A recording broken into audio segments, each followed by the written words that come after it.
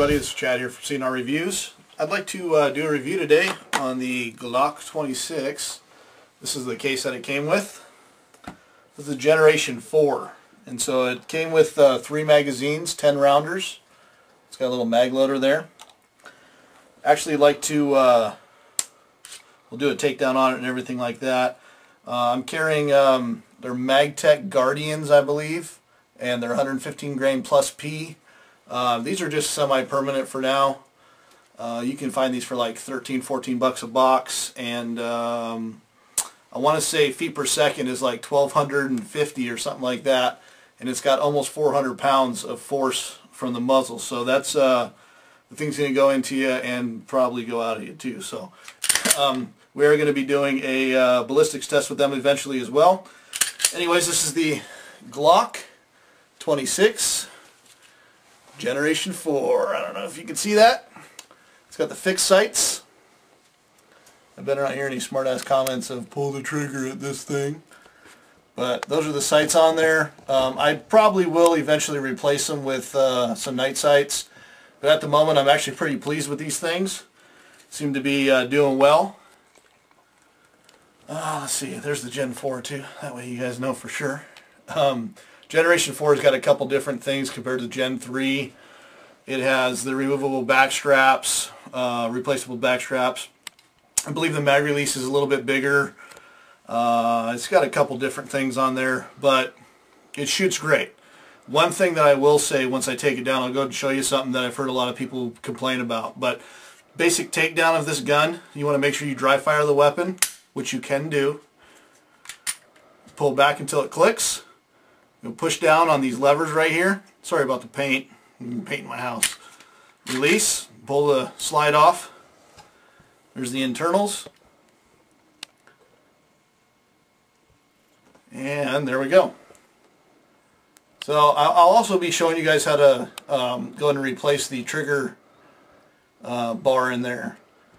And actually go to like a 3.5 pounder. I already have it installed in this right now, but we'll do an installation video later. But I've heard a couple guys bitch and complain about this little nub right here on the trigger bar, that it causes you to have to put the slide on weird and blah blah blah, and it causes malfunctions, and also the trigger. So it also causes the trigger not to be as light. But I really haven't had that experience. I've also shot a couple Gen 3 19s, and they've all been great. They've all been extremely similar. So let's go ahead and put this back together. Go and slide the slide on there. It's all ready to go. And again, you can dry fire it. Anyways, we've already done a comparison between this and the Bursa 380s. And Ryan and I actually have both sold our Bursa 380s. We've both got different carry weapons now, so that way we can really give you guys a comparison. We will be doing a comparison as far as at the range. Going over a Kimber, which I know is a 45 versus the 9mm, and we'll also be doing that in ballistics testing. So what do I think about this thing? Would I buy it again? I paid $550. It's actually like $570 something or $580 after tax at the Marksman in Puyallup area, and you know, they had the Gen 3s for like $4.99 or $5.10 or something like that, but it only came with 2 mags, so I figure the mag's like 25-30 bucks, so that kind of makes up the difference. Would I buy it again? Yes, I would. This gun has functioned flawlessly. I've got about 300 rounds in it right now. No issues. Some people have complained that the Gen 4s will get some failure to feeds and that type of stuff. Haven't experienced one. I did add Talon grips, and thank you Hickok 45. You're the one that I watched and recommended those. Those things are awesome. I usually have kind of clammy hands, especially working or that type of stuff. I can grab that gun and I automatically, it almost like sucks to your hand.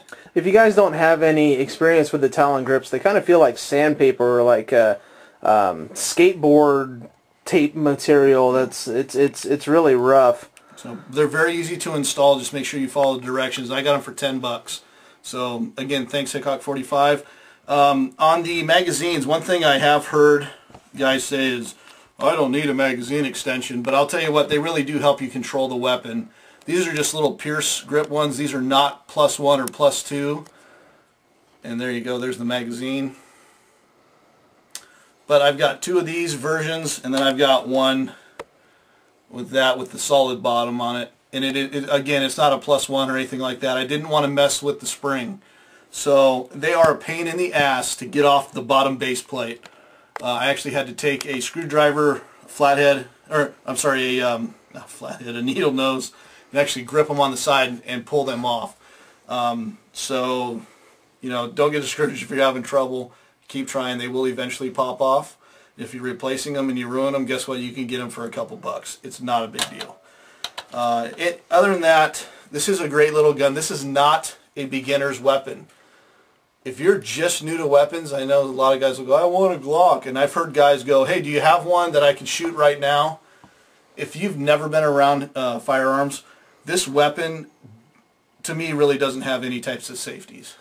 Yes, you can look at the gun and see that it's not cocked just because the trigger's not forward.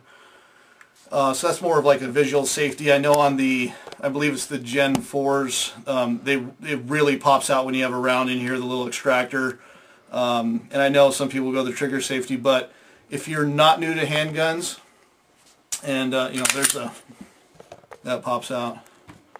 You know, there's the trigger, so you would know that the gun is cocked, and then you would know that there's more or less, you know, the gun's always loaded. That's how you should always consider your weapon. But the deal with it is that a beginner wants to put his finger on the trigger, and that is one thing you do not want to be doing. So as a beginner weapon, go buy a Stoger, go buy a Taurus, go buy something like that, something that's cheap, inexpensive, that you can learn. Then upgrade to the Glock. So other than that, if you guys have any questions, feel free to ask. Like I said, this is the Gen 4. I believe the Gen 4 17, the Gen 4 19 all have that little tiny nub on the trigger bar, and again, I've heard issues with that. I haven't experienced anything, and I'll let you guys know if I do in the future. Anyways, it's Chad from CNR Reviews. Feel free to ask any questions. Thanks.